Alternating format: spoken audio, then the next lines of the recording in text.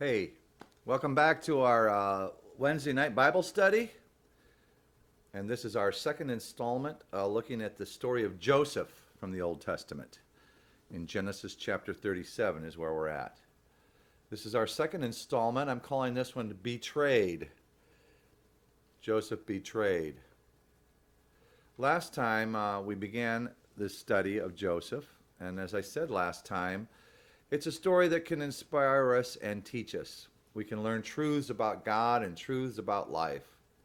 It's a story that can encourage us to persevere and give us hope when things aren't going well in our lives.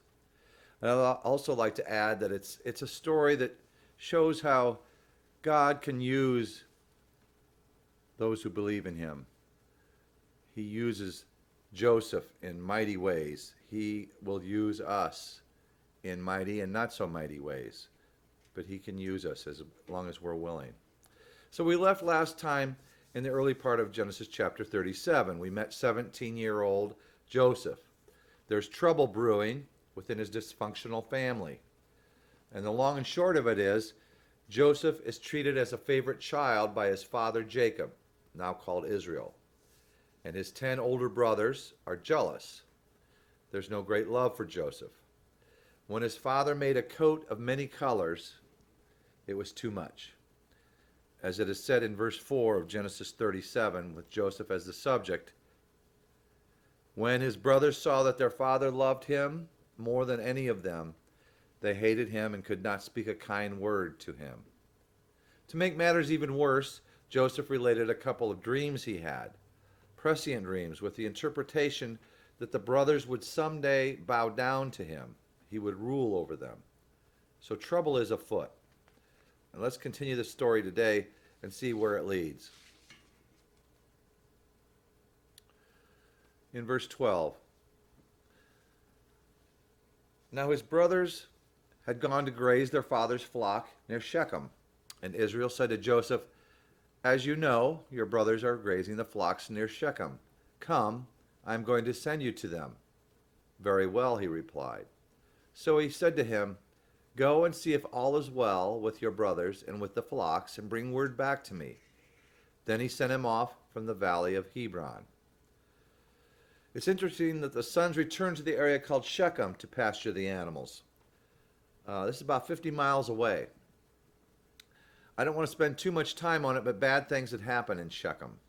An event happened earlier that was told in Genesis chapter 34.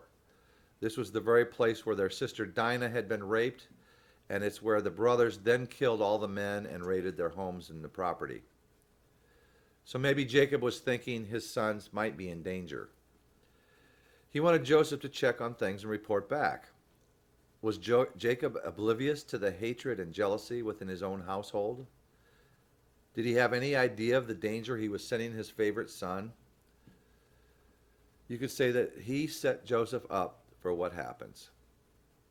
So we continue in verse 14, the second half of verse 14. When Joseph arrived at Shechem, a man found him wandering around in the fields and asked him, what are you looking for? He replied, I'm looking for my brothers. Can you tell me where they are grazing their flocks? They have moved on from here, the man answered. I heard them say, let's go to Dothan. So it wasn't a short trip even to get to Shechem. He went 50 miles. But nothing unusual here that the brothers had moved the flocks, new grazing lands. But they moved them up north a bit, maybe 15 miles north. So Joseph went after his brothers and found them near Dothan. But they saw him in the distance, and before he reached them, they plotted to kill him. Now there's hating a person, and then there's really, truly hating a person. They're talking of killing him. Here comes that dreamer.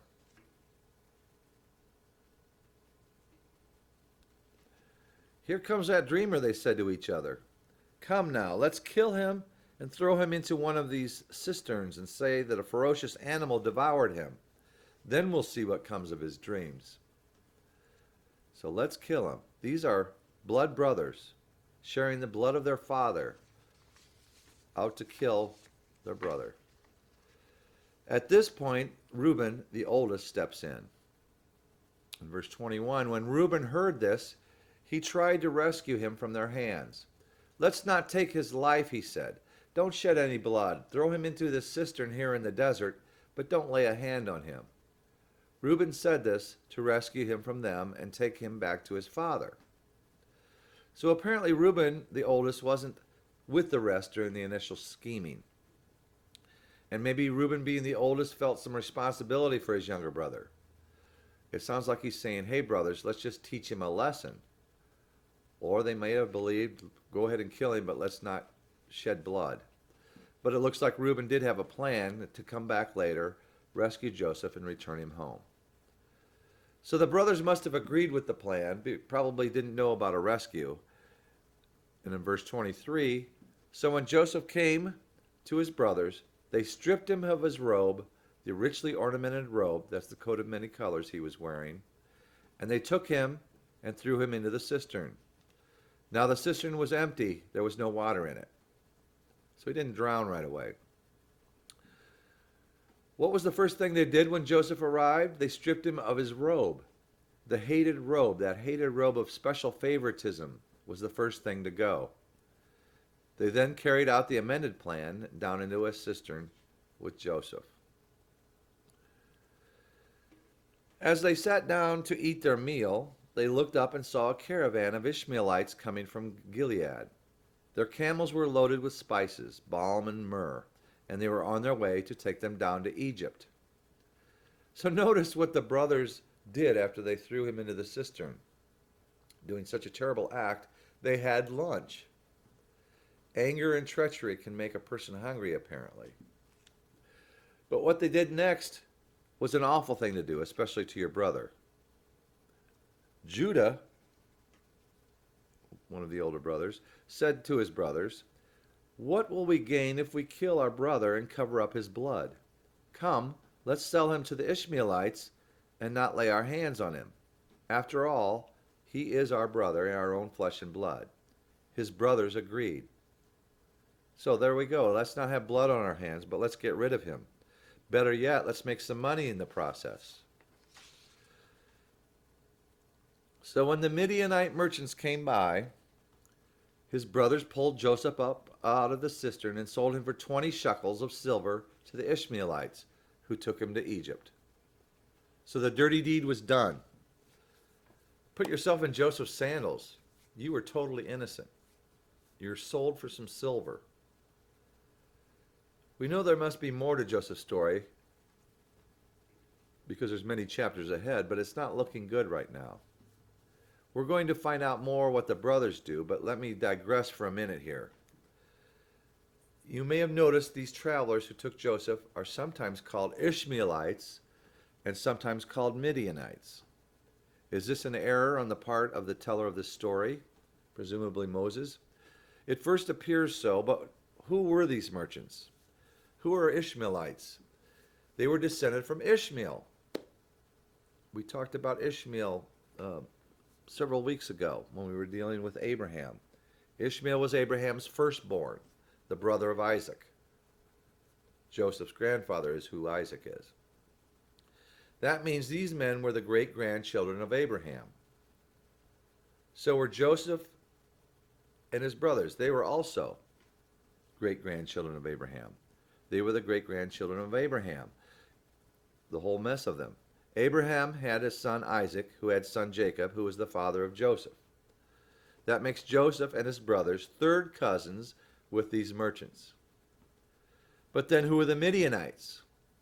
Midianites were descended from a man named Midian, and he was also the son of Abraham, by Abraham's wife after the death of Sarah.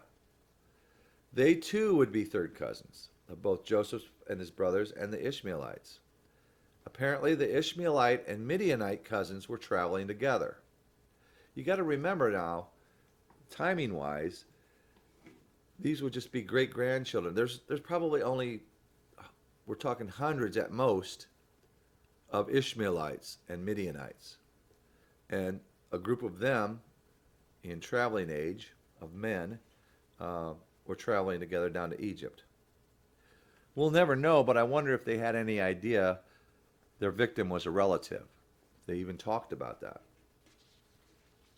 That's not brought up in the text. Okay, let's get back to it. Joseph and his captors head on to Egypt. What do the brothers do? Verse 29. When Reuben returned to the cistern and saw that Joseph was not there, he tore his clothes. I'm imagining that Reuben was tending to the sheep while the brothers stayed at camp and were eating and things like that. Did their sales job. Traded Joseph for silver. He went back to his brothers and said, "The boy isn't there. Where can I turn now?" Then they got Joseph's robe, slaughtered a goat, and dipped the robe in the blood. They took the ornamented robe back to their father, Jacob, and said, "We found this. Examine it to see whether it is your son's robe." So next here is the cover-up, the deceit that seems so common in this family. They bloodied up the special robe and brought it to Jacob. It's ironic that Jacob, whose name means deceiver, is about to be deceived. Even more ironic, I find, Joseph's brothers are attempting to deceive their father, and Jacob, their father, succeeded in a huge deception with his father, and that was Isaac. You can read about that in Genesis chapter 27, where Jacob, with the help of his mother, aid of his mother, who was really the mastermind behind it, stole his brother, Jacob's brother Esau's birthright. And even more ironic, a goat was involved in the deception. For the brothers here in this story with Joseph, it was using a goat's blood to cover the robe. For Jacob, it was goat meat and goat skin. And you can check that out in Genesis 27. So will Jacob be deceived? Let's read about it. Jacob, recognized it and said, "It is my son's robe. Some ferocious animal has devoured him. Joseph has surely been torn to pieces." Then Jacob tore his clothes, put on sackcloth, and mourned for his son many days. All his sons and daughters came to comfort him, but he refused to be comforted. "No," he said, "in mourning will I go down to the grave to my son." So his father wept for him. Okay, the plan did work. Jacob fell for their deceit. And as you see, Jacob is full of grief. And those same brothers who caused it all are trying to comfort their father. And what about Joseph? It gets back to Joseph in verse 36. Meanwhile, the Midianites sold Joseph in Egypt to Potiphar, one of Pharaoh's officials, the captain of the guard. So Joseph's been abandoned by his brothers. Joseph's left at the mercy of merchants who cared less about him. He was traveling in a caravan to an unknown place. He gets there and he's set on the block and sold like a piece of merchandise. He's now in a country and culture he didn't know, surrounded by people speaking a language he didn't understand. So as we wind up here today, let me ask this question. If you were in Joseph's shoes, how would you be feeling?